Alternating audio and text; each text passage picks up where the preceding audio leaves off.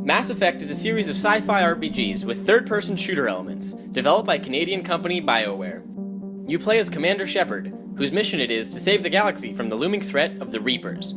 The series, particularly the second game, has received universal acclaim, especially for its use of video games as a storytelling medium. In this episode, we'll be examining interactive narratives in Mass Effect 3.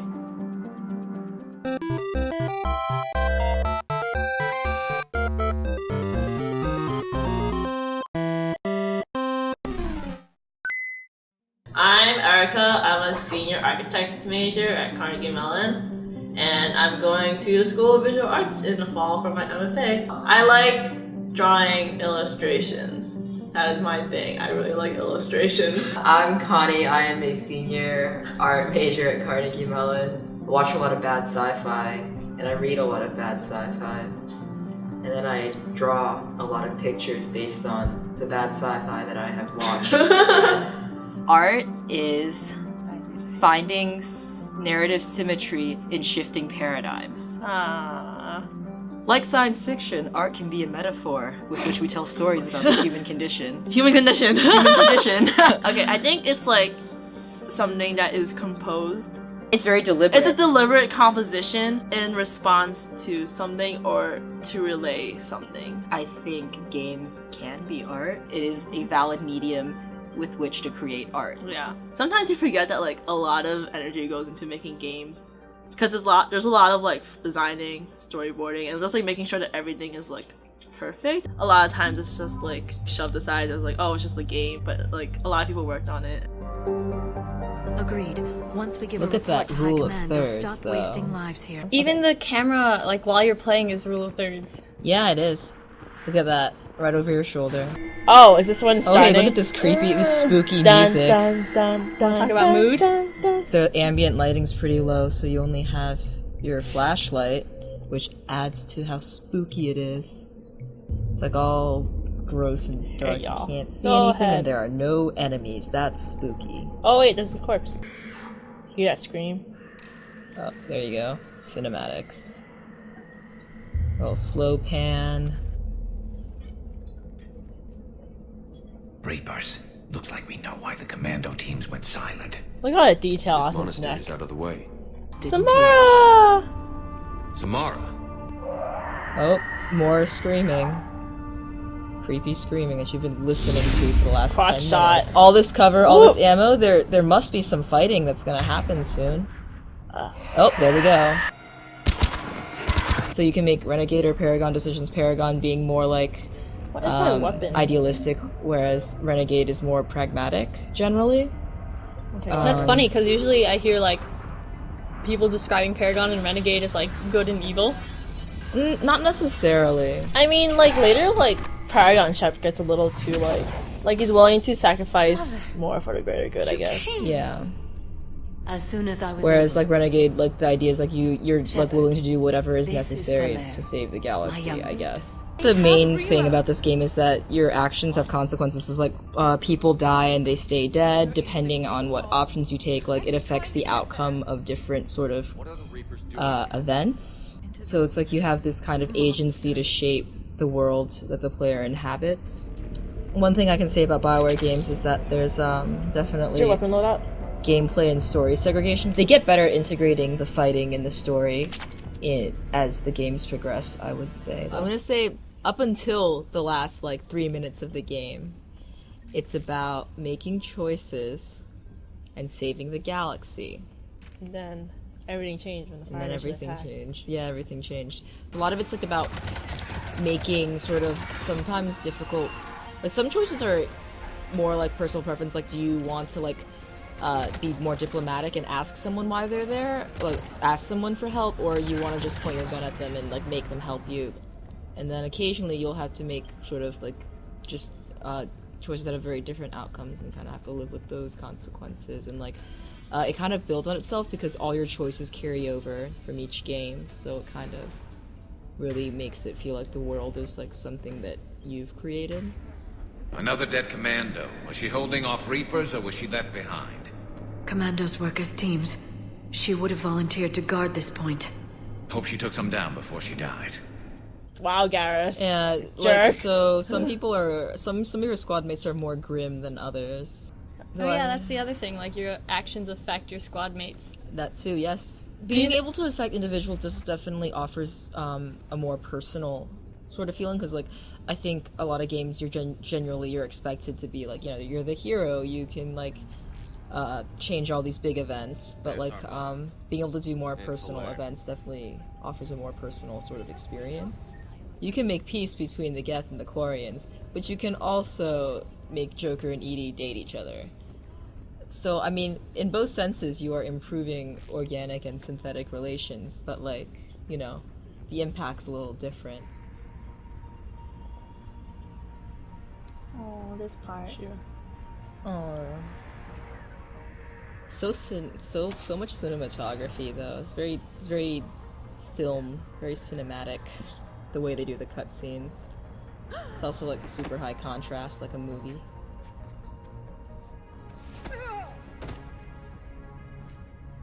But Why did she do that?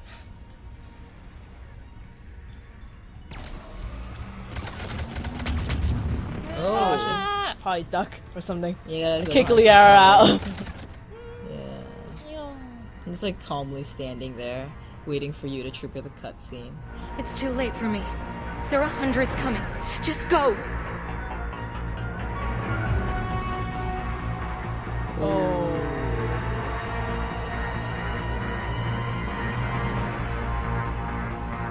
Move! No! This dramatic music. I love you. There you go. You sacrifice yourself for the ones you love.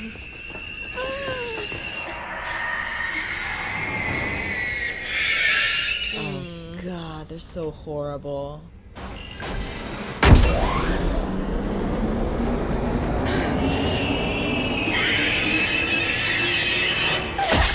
Oh god, it's horrible. Alien. Kiss of death. Oh, dead man.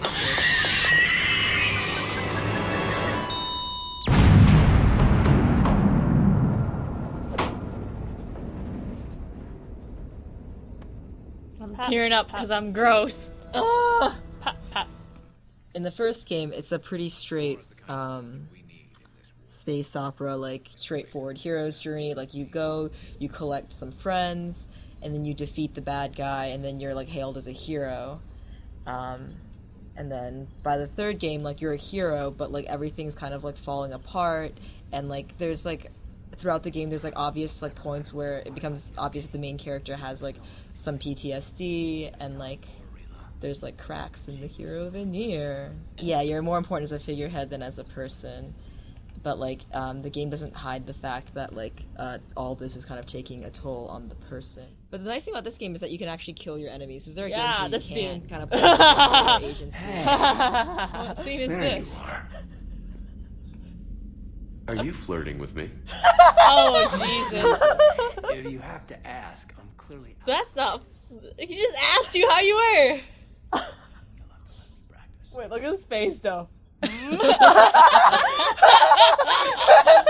don't want to do this. Yeah, so the problem with Caden is that he like aggressively hits on you if you're a female, which can be a little off-putting. But it's funny because you could date him as a male in the third game. Well, it's funny because he's like really like sort of like straight, sort of. He's like, oh, I'm a tough soldier sort of archetype, but I have a sensitive side. So it's like really like kind of like eye-rolly, like boring, like I don't care, this is so banal.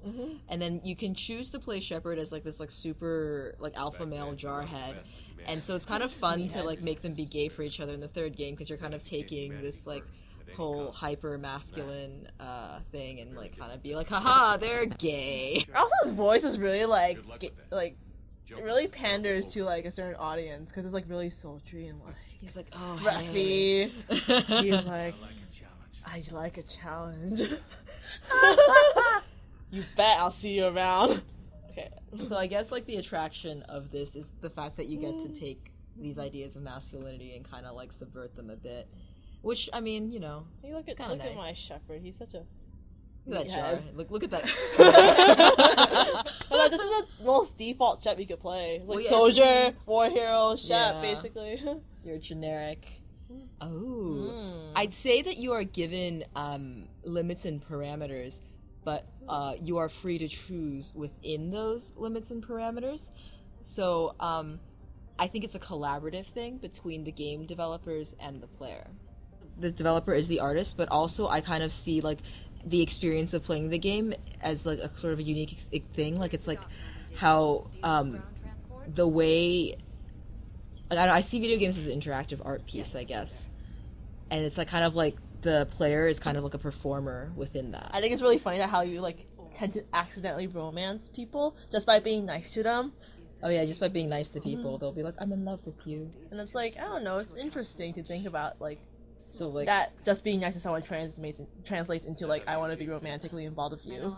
People tend to roleplay while playing this game, so it's like people are like, oh, I want to play Renegade Shepherd, and then he's like, or he or she is kind of like a huge asshole if you play it like that, and you just like let all these people die and everything, and you're just kind of like, well, but I'm playing this character like in this way, so I want to be like, you know, accurate.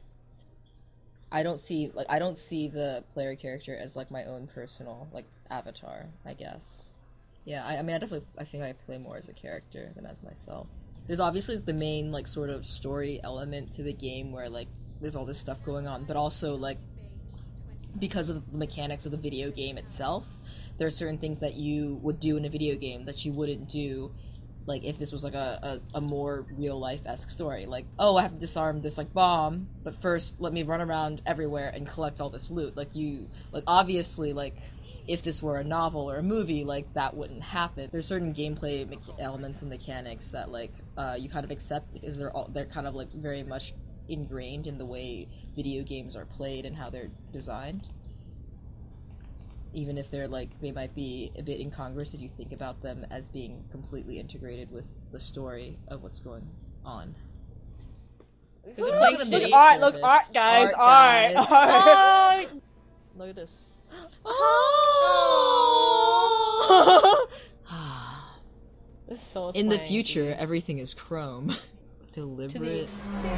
Well, there's a lot of lens flare. Because they're trying to make it seem more like cinematic, you know. Lots of like a lot of the shots, like the tracking shots and like the big wide shots, are very like cinematic. So because they're trying to like I guess make this more like a film in some ways. Hey Shepard, not bad, huh? The sushi place is serious, like French guy at the door of a sushi restaurant. I know. Wow, why are you shooting up the restaurant, rude? The fish! Fish! Oh jeez. Oh, right through the fish tank. Oh no, the fish! Wait! Ow! Ow! Ow! Ow! Ow! Ow! Ow! Ow! Ow! Ow! Ow! Ow! But then you have all those like enhancements. Biotics, yeah. Not even biotics, Biotics, just like enhancements. Oh! Ow! Ow! Ow! Ow! Ow! Ow! Ow! Ow! Ouch! Ouch! Ouch! Oh yeah. Whoosh! Well, I mean, the three races, like, a lot of one sci-fi trip with the stuff like this is, like, everyone is, like, this species has this one defining quality. Like, you know, the Solarians are scientists, the Asari are diplomats, and Praetorians are military. Which is, like, very, very common in all sci-fi where, like, you know, like, this one planet is all ice, and all the people on this planet like pasta. Hey, they called me. It's kind of a goofy example, but like Star Trek, you know, all the Vulcans are really logical, and like all the Klingons are like, you know, all about their like honor. That's interesting. Are there very many aliens that aren't like some facet of human? There isn't, because we don't know anything about anything. We, like, all writers are human thus far that we have encountered. Oh, this is the. Oh, it's your boyfriend. He's it's come your to boyfriend. He's come to Is it rescue always you. your love interest? yeah. Unless you don't have one. And then who is I guess it's like overcoming differences and like building strong relationships with people. Yeah, like the last game is about networking. Yeah, it's like networking. Definitely like the relationship you have with your squad members, because you know, you had them for like so long, so you have such a like history. Yeah, intimate history of them, I guess. Also because sort of like the interactions of everyone is like such a strong point of the game instead of just like a random shooting game. Like because I do have these interactions with like all my like squad members that like I do feel like emotionally invested in them. And because you're playing with the same characters for like 3 games, they grow. You get to grow with them. I feel like Bioware sets up like certain ideals for you because of the way they planned each sort of decision you make. So there's like an ideal outcome for everything. Especially in the second game, like if you're being renegade, quote unquote, you're basically like letting whole species die off. Yeah, science fiction definitely can get away with being more blatant and like moralistic just because it's like so far removed from reality. Everyone's like, haha, I'm being entertained. And then, you know, they like smash you in the face with like, you know, it's like, what does it mean to be human?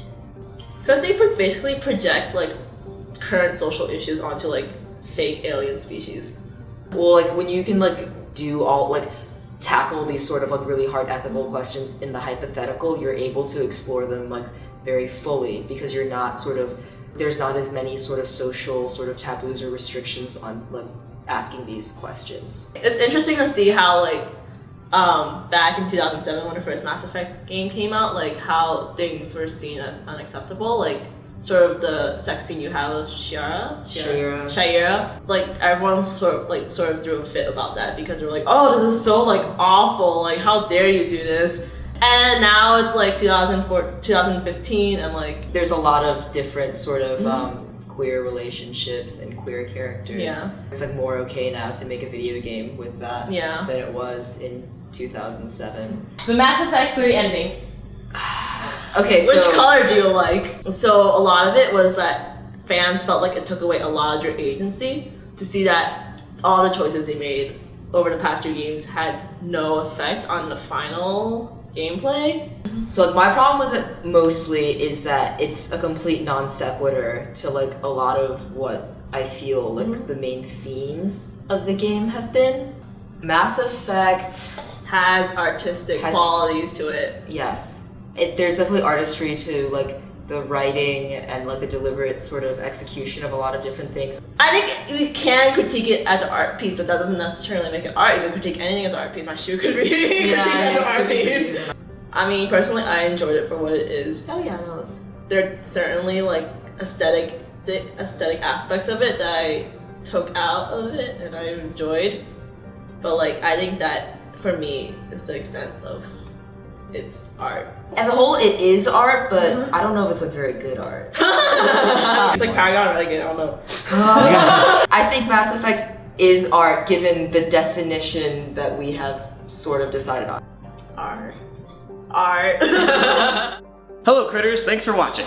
What did you think of this episode?